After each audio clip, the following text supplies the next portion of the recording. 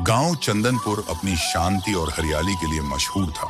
इस गांव में चंपा नाम की एक औरत रहती थी, लेकिन गांव वाले उसे अजीब तरह से घूरते थे, कानाफूसी करते थे, जैसे उसकी मौजूदगी ही एक अपराध हो। चंपा अलग थी, शायद उसकी सुंदरता, उसकी रहस्यमयी आंखें या फिर उसका अकेले रहना ही लोगों को अजीब लगता था। लेकिन क्या किसी को सच में उसकी सच्चाई पता थी?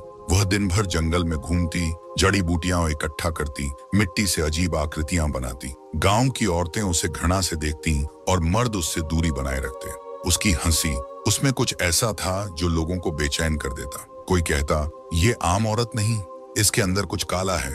धीरे धीरे अफवाहें फैलने लगीं। चंपा काला जादू जानती है, वह बच्चों को छू ले तो वे बीमार पड़ जाते हैं। उसकी नजरें मवेशियों को खा जाती हैं। एक दिन गांव का एक बच्चा अचानक बीमार पड़ गया। उसकी चमड़ी पर अजीब से नीले धब्बे उभरने लगे और वह रात भर चीखता रहा। वैद्य भी कुछ समझ नहीं पाए। गांव की औरतों ने तुरंत दोष मढ़ दिया, यही है उस डायन की करतूत। गुस्साई भीड़ ने उसे उसके झोपड़े से खींचकर बाहर निकाला। कोई उसके बाल खींच रहा था, कोई उस पर पत्थर उछाल रहा था। उसकी चीखें गूंज रही थी, मैंने कुछ नहीं किया, मुझे छोड़ दो। लेकिन वहां कोई सुनने वाला नहीं था। गांव की पंचायत बुलाई गई। पुरुषों ने गहरी आवाज में कहा, यह चुड़ैल है, इसका अंत करना होगा। चंपा की आंखों में आंसू थे, लेकिन उसमें अब भी डर नहीं था। अगर तुम मुझे मारोगे तो मैं लौटूंगी हर पूर्णिमा की रात, और तुम्हारे साथ वही होगा जो तुमने मेरे साथ किया। गांव वालों ने उसकी बातें अनसुनी कर दी।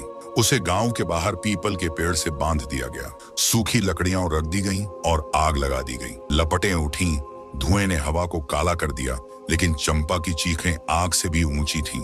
उसकी आंखें अंत तक जलती रहीं, जैसे वो मरकर भी सब कुछ देख रही हो। कुछ महीने शांति रही, लेकिन फिर अजीब घटनाएं शुरू हो गईं। रात को कोई कुएं के पास हंसने की भयानक आवाजें सुनता। कभी कोई अंधेरे में एक परछाई देखता जो पल भर में गायब हो जाती।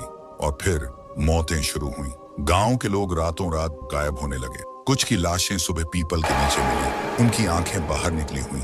चेहरों पर भय स्थायी रूप से जम चुका था। बुजुर्गों ने समझ लिया, चंपा वापस आ गई है, अब वह पिशाचिनी बन चुकी है। लेकिन हर गांव में कुछ निडर या मूर्ख लोग होते हैं। अजय, रोहित और दीपक उन लोगों में से थे जिन्हें इन कहानियों पर यकीन नहीं था। अंधविश्वास है, अगर सच में कोई पिशाचिनी होती तो हमें अब तक दिख गई होती। चलो आज रात पीपल के पेड़ के पास जाकर देखते हैं। उनका यह फैसला सबसे बड़ी गलती थी। पूर्णिमा की रात थी। पीपल का पेड़ अपनी काली परछाई फैला रहा था। हवा में कुछ अजीब था, एक अजीब सी सड़ांध, जैसे कोई मरा हुआ शरीर गल रहा हो। कुछ ज्यादा ही चुप्पी है यहाँ, दीपक ने फुसफुसाते हुए कहा। अजय हंसा, डर मत, कुछ नहीं है। लेकिन तभी पेड़ की ऊपरी शाखाओं से किसी की हंसी गूंजी, एक कर्कश, डरावनी हंसी। उन्होंने ऊपर देखा और वह वहां थी, काली साड़ी में लिपटी, अधजला चेहरा, लाल आंखें, लंबे नाखून। उसकी आंखें उन्हें घूर रही थीं, जैसे वह उनका इंतजार कर रही हो। तुम लोग मुझे ढूंढ रहे थे ना? हवा तेज हो गई। रोहित ने भागने की कोशिश की, लेकिन तभी एक अदृश्य ताकत ने उसे हवा में उठा दिया। बचाओ! उसकी चीख निकली, लेकिन वह हवा में ही मरोड़ कर रख दिया गया। उसकी हड्डियां टूटने की आवाज अजय और दीपक ने साफ सुनी। वह अब मरा पड़ा था। अजय और दीपक ने भागने की कोशिश की, लेकिन वह अब जमीन पर उतर चुकी थी। उसकी चाल धीमी थी, लेकिन डरावनी। अब तुम लोग कहाँ जाओगे? किसी तरह अजय और दीपक गांव के मंदिर तक भागे। वहां के पंडित जी पहले से जानते थे कि यह दिन आने वाला है।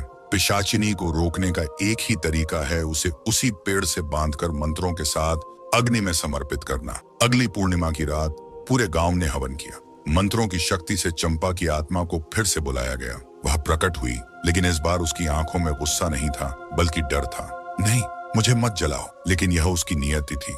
आग फिर से उठी, इस बार मंत्रों के साथ, और इस बार वह सच में खत्म हो गई। गांव ने राहत की सांस ली। उन्हें लगा कि अब श्राप खत्म हो गया है। लेकिन कुछ दिन बाद गांव में एक नई औरत आई। उसकी काली साड़ी, उसकी रहस्यमयी हंसी और उसकी आंखें।